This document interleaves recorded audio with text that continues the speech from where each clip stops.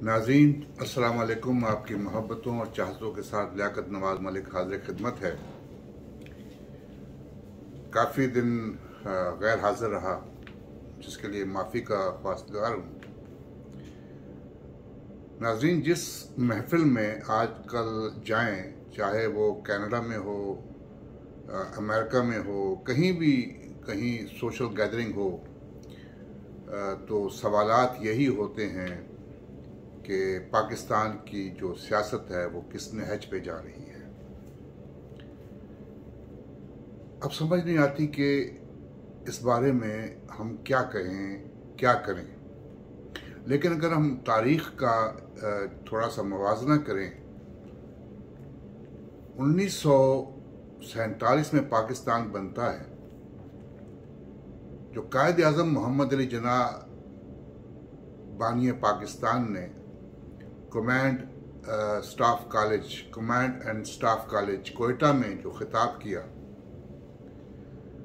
उन्होंने जो army officers को खिताब किया, उसमें उन्होंने फरमाया कि आपका काम है कि उन चीज़ों को ओबे करना जो सिविल गवर्नमेंट आपको बताती है।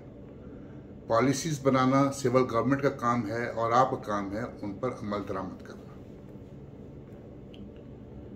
उसके बाद 1951 में जो होता है, लियाकत अली खान को शहीद कर दिया जाता है। रावलपिंडी साजिश केस वो क्या था, उसमें जनरल अकबर खान जो थे वो मुलविस थे।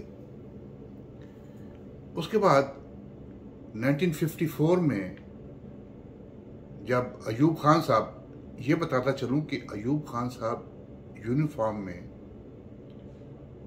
पाकिस्तान के वज़ीर दिफा भी रहे और एक टाइम पर वो वज़ीर आज़म पाकिस्तान भी रहे। तो जब वो अमेरिका में आते हैं तो वहाँ पे आके ये कहते हैं कि I am not here to see your barracks. अगर आपने हमारी हेल्प की तो हमारी फ़ौज आपकी फ़ौज बन सकती है और ये डिसीजन आपने लेना है, ये खान साहब ने कहा। तारीख में आप जाते जाएं तो आप देखेंगे कि मिलिट्री एस्टेब्लिशमेंट ने पाकिस्तान के साथ क्या किया। नाज़रीन, जब आप गंद कारपेट के नीचे फेंकते रहें और ये समझते रहें कि ऊपर सफाई हो गई है, तो एक दिन ऐसा आता है कि कारपेट के नीचे से कीड़े पैदा हो जाते हैं, कॉकरोचेस पैदा हो जाते हैं और वो घर के हर कोने खदेड़े में घुस जाते हैं। यही हुआ पाकिस्तान के साथ। चाहे वो जुडिशरी थी, चाहे वो मिलिट्री एस्टेब्लिशमेंट थी, उन्होंने पाकिस्तान के साथ जो खिलवाड़ किया, आज हम उसका नतीजा भुगत रहे हैं। आज फिर जब हम देखते हैं कि न्यूट्रल्स की बात हो रही है कि न्यूट्रल नहीं रहना चाहिए, न्यूट्रल जानवर होते हैं। हमने देखा कि तारीख में जुल्फ़िकार अली भुट्टो का इदालती कत्ल जो हुआ, वो भी जुडिशरी और मिलिट्री एस्टेब्लिशमेंट की मिली भगत से हुआ। और ये बताता चलूं कि जो चीफ जस्टिस अनवारुल हक थे, उनको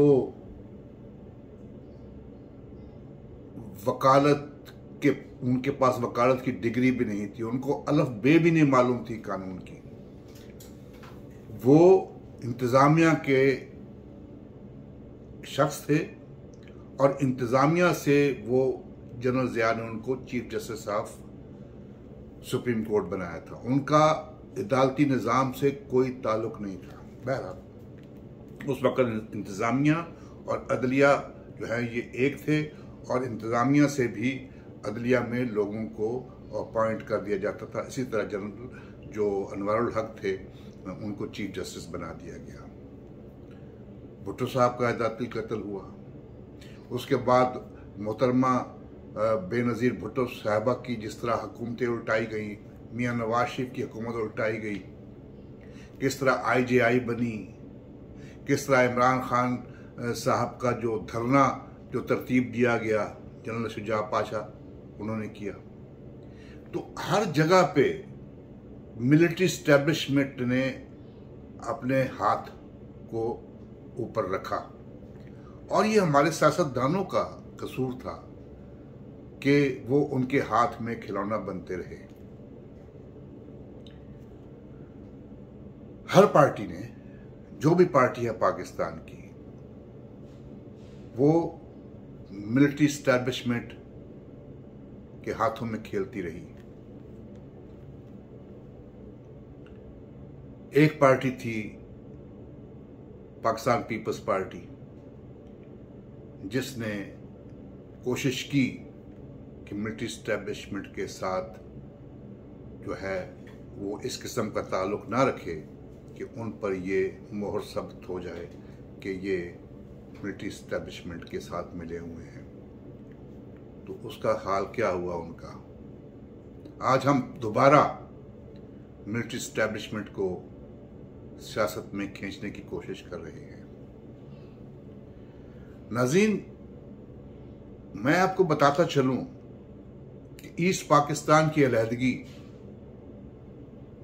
आप डायरीज ऑफ जस्टिस इब्राहिम देख लें, आप जिना से ज़िया तक जो जस्टिस मुनीर ने किताब लिखी वो देख लें। वो वज़ीर कानून रहे, जस्टिस मुनीर भी अयूब खान साहब के, और जस्टिस इब्राहिम जो है थे वो भी अयूब खान साहब के वज़ीर कानून रहे। अयूब खान साहब ने ईस्ट पाकिस्तान के साथ कन्फेडरेशन बनाने की बात भी की थी। ये हिस्ट्री में रिकॉर्ड है। कन्फेडरेशन किसके साथ बनता है? एक मुल्क में 2 सूबे जो या 4 या 5 सूबे हैं, उनकी कन्फेडरेशन नहीं होती। कन्फेडरेशन होती है 2 मुल्कों के दरमियान, 2 अलग मुल्कों के दरमियान। एक मुल्क जो होता है उसमें सूबे जो होते हैं वो फेडरेशन होती है, वो कन्फेडरेशन नहीं होती। तो अयूब खान साहब ने, लेकिन इल्ज़ाम किस पे लगा दिया गया? 1971 में जो जंग हुई जुल्फ़िकार अली भुट्टो पे। और मैं समझता हूं कि जो आजकल जो हालात गुजर रहे हैं और जो गन डला है वो जुल्फ़िकार अली भुट्टो साहब की फांसी के बाद, जिसमें जुडिशरी ने और मिलिट्री इस्टेब्लिशमेंट ने मिली भगत से जुल्फ़िकार अली भुट्टो को अपने रास्ते से हटाया। नाज़रीन, सियासतदानों ने पाकिस्तान को कुछ दिया है। आज लोग तरबेला डैम की बात करते हैं। तरबेला डैम 1968 में स्टार्ट हुआ, अयूब खान साहब की हुकूमत में स्टार्ट हुआ। वो कंप्लीट हुआ 1976 में, जब जुल्फ़िकार अली भुट्टो की हुकूमत थी। भुट्टो साहब 4 साल की हुकूमत में वो डैम बना। उस वक्त के हमारे दोस्तों को ये याद होगा कि जिस तरह शगाफ पड़ गया तरबेला डैम के टनल में, तो किस तरह जुल्फ़िकार अली भुट्टो साहब जो है वो दिन रात वहाँ पे खड़े होकर उन्होंने उस काम को मुकम्मल कराया, तरबेला डैम का। गवादर देख लें, गवादर आपको सियासतदान ने लेके दिया ओमान से, मलक फिरोज खान नून ने। आपकी स्टील मिल जो बनी वो जुल्फ़िकार अली भुट्टो के दौर में बनी। कासम पोर्ट जो बनी वो जुल्फ़िकार अली भुट्टो के दौर में बनी। एरोनॉटिकल जो कॉम्प्लेक्स है कामरा का, ये जुल्फ़िकार अली भुट्टो के दौर में बना। आप सियासतदानों को बदनाम करते रहे कि ये सियासतदानों ने पाकिस्तान को क्या दिया। सियासतदानों ने पाकिस्तान को बहुत कुछ लेके दिया, बहुत कुछ दिया, लेकिन हमारे मीडिया ने, हमारे लोगों ने हमेशा सियासतदानों को बदनाम किया। जब हम फौज की बात करते थे, हम कहते थे कि जनाब, तो फौज का मतलब ये नहीं हम कि फौज के मुखालिफ हैं। उन ताले आजमाज जर्नैलों के जिन्होंने पाकिस्तान की सियासत के साथ, पाकिस्तान के नजरिए के खिलाफ जो है खिलवाड़ किया। आज भी जब इमरान खान साहब स्पीच करते हैं तो वो ये घसीटने की कोशिश कर रहे हैं आर्मी को कि आप आए, आप इलेक्शन करवाएं। अब वो कौन होते हैं इलेक्शन करवाने वाले? अगर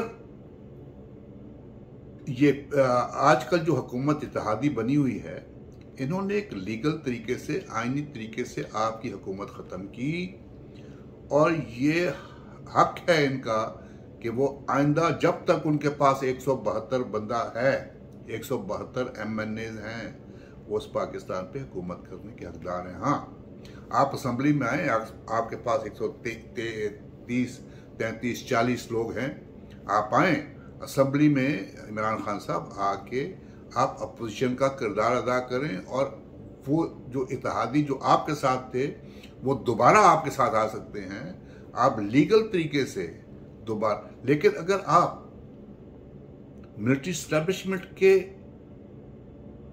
साथ मिलकर हुकूमत में आना चाहते हैं तो फिर याद रखिएगा कि ये पाकिस्तान के साथ एक बहुत बड़ी ज्यादती होगी। खुदा के लिए इनको रहने दें। अगर ये कहते हैं कि हम न्यूट्रल हैं तो उनको न्यूट्रल रहने दें। सियासतदान अपने मामलात खुद हल करें, आपस में बैठें। ये पाकिस्तान सबका है, हमारा है, आपका है। पाकिस्तान है तो हम हैं। हम चाहे ओवरसीज में रहते हैं, किसी मुल्क में बाहर रहते हैं, लेकिन हमारे दिल हमेशा पाकिस्तान के साथ धड़कते हैं। खुदा के लिए न्यूट्रल को न्यूट्रल रहने दें। अगर वो न्यूट्रल इसलिए हैं अपने फायदे के लिए, तो जरा अपनी आंखें और कान खुले रखिए। और सियासतदान का काम है कि आपस में मिल बैठें, अपोजिशन भी करें, हुकूमत भी करें, लेकिन पाकिस्तान के अवाम के लिए पॉलिसियां बनाएं। आज जो पाकिस्तान का जो हाल है, मईशत का जो हाल है, यकीन कीजिएगा कि पाकिस्तान जैसा मुल्क जिसमें हर किस्म का मौसम है, मेहनती लोग हैं, पाकिस्तान की मईशत का बेड़ा गर्क हो गया है। खुदा के लिए पाकिस्तान का सोचिए। इंशाअल्लाह अगले वीडियो में फिर मुलाकात होगी। थोड़ी सी बातें करना चाहता था, अपना दिल हल्का करना चाहता था। मेरे चैनल को सब्सक्राइब कीजिए। और मैं कहता हूँ कि ये हर जो अदारा है पाकिस्तान का अपनी अपनी हदूद में रहे, अपने अपने डोमेन में रहे। अगर हम अपने डोमेन में रहेंगे, अगर मैं अपनी हद में रहूँगा, तो यकीन कीजिएगा हर अदारा अपनी हद में रहे तो पाकिस्तान का मुस्तकबिल ताबनाक है। अल्लाह ताला पाकिस्तान का हामी नासिर। मेरे चैनल को सब्सक्राइब कीजिए। इंशाअल्लाह अगली वीडियो में फिर मुलाकात होगी। पाकिस्तान जिंदाबाद।